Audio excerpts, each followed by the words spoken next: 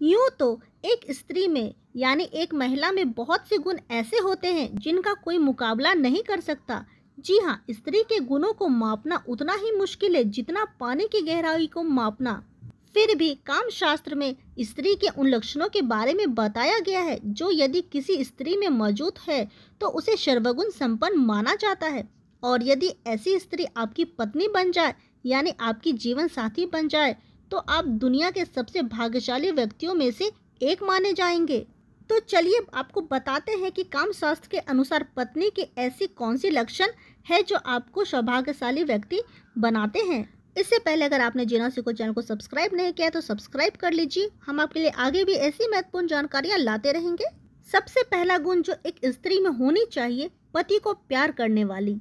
बता दें कि स्त्री न केवल अपने पति से प्यार करने वाली होनी चाहिए बल्कि उसमें पाक कला का गुण भी होना चाहिए। जी हाँ, पाक कला से हमारा मतलब है कि अच्छा खाना बनाने वाली होनी चाहिए। वो इसलिए क्योंकि जो स्त्री भूखे और बेसहारा लोगों को खाना खिलाती है वही वास्तव में उत्तम कहलाती है। दूसरी गुण, काम शास्त्र के अनुसार स्त्री को कोमलता का स्वरूप माना जाता है, मगर जो स्त्री जरूरत पड़ने पर अपनी कठोरता दिखाती है, दृढ़ होकर अपने पति का साथ देने की योग्यता रखती है, बुरे वक्त में उनका सहारा बनती है और अपने प्रेम भरे स्वरूप से परिवार का हर दुख दूर कर देती है, वही स्त्री विवाह के योग्य मानी जाती है। तीसरी गुणों की बात करें तो स्त्री को प्रेम जताना आना चाहिए। गौरतलब है कि अपनी मर्यादा लांघे बिना प्रेम जताने वाली स्त्री ही एक अच्छी पत्नी कहलाती है।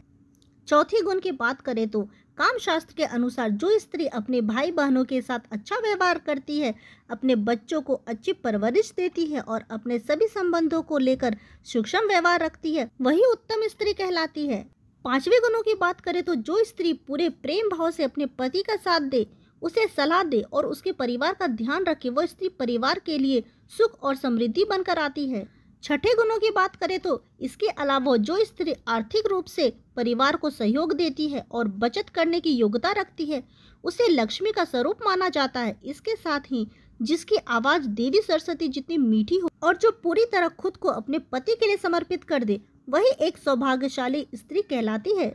अगले गुणों की बात करें तो जो स्त्री अपनी संस्कृति और परंपराओं का पूरी निष्ठा के साथ पालन करती हो, वही परिवार के लिए शुभ कहलाती है। बता दें कि ऐसी पत्नी अपने पति के लिए सौभाग्य के द्वार खोलती है।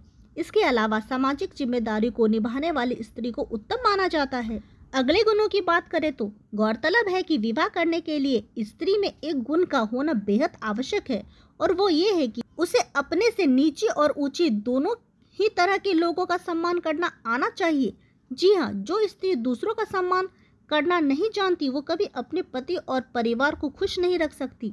अगले गुणों की बात करें तो एक स्त्री में दुनियादारी का ज्ञान होना चाहिए। यदि कोई स्त्री बाहर जाकर काम न कर सकती हो फिर भी उसे दुनियादारी का ज्ञान होना जरूरी है ताकि वो अपने परिवार और खुद को सही तरीके से दुनिया के तौर तरीकों में ढाल सके। इसके बाद जो एक स्त्री में गुण होना चाहिए, आजकल के लोग भले ही जाति और ओहदे को ज्यादा अहमियत नहीं देते, लेकिन कामसूत्र के अनुसार पुरुष को कभी भी ऐसी स्त्री से विवाह नहीं करना चाहिए जिनका संबंध उनसे कम या नीचे ओहदे या जाति से हो। उस स्त्री का परिवार भी अच्छी पहचान रखता हो और समाज में उनका मान हो। अगले गुणों की बात करें तो अपनों से बड़ों का सम्मान करने वाले स्त्री जो दूसरों के बारे में भी सोचती है, अच्छी जीवन साथी बनती है। उसके भीतर अहंकार की भावना नहीं होनी चाहिए, दूसरों से मिलने जुलने में उसे कोई परेशानी ना हो। दोस्तों, वैसे एक स्त्री के भीतर ये सभी गुण मिलना मुश्किल है, लेकिन अगर आपको मिल जाए तो आप वाकई भाग्यशाली हैं। ऐसे ही महत्वपूर्ण जानकारियों के लिए जीना सीखो चैनल को सब्सक्राइब कर ले। हम आपके लिए आगे भी ऐसी ढेर सारी महत्वपूर्ण जानकारियां लाते रहेंगे।